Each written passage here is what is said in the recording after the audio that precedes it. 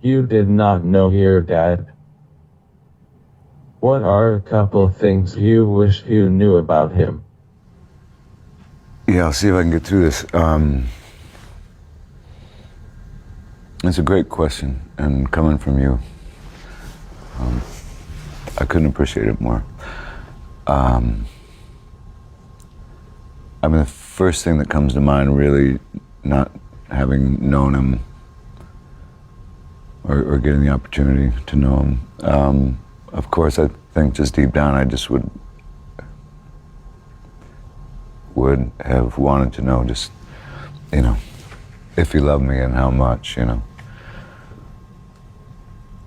I get the idea that he did, you know.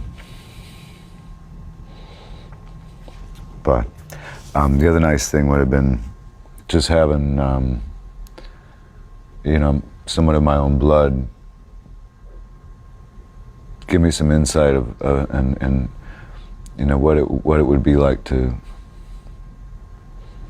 grow up and, you know, be a man, a good man, and I feel like I had to, you know, figure that stuff out on my own, and just a few guidelines would have helped, and really, there's probably no one that you'd trust more than your dad,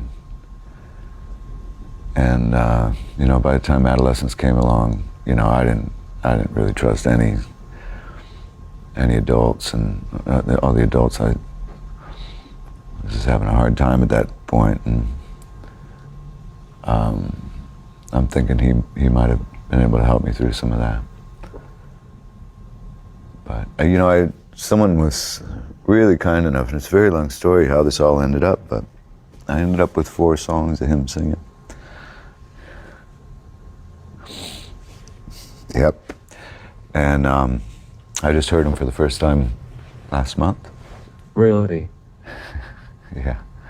And, you know, the cool thing, he was kind of,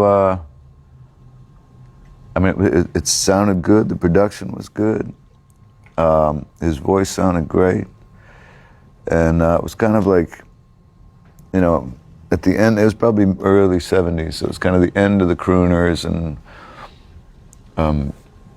it sounded like he was maybe kind of getting more towards folk, but, you know, so kind of that Gordon Lightfoot kind of thing, Wichita Lineman, that kind of thing. But the cool thing was, Steve, is he was fucking good. So I was really, really proud of him. And, you know, I wish he was around now, and I'd like to think he'd be proud of me, and now I get to be proud of him, which is a real cool thing. Thanks, man. I knew this was going to come in handy for something, but I didn't know what.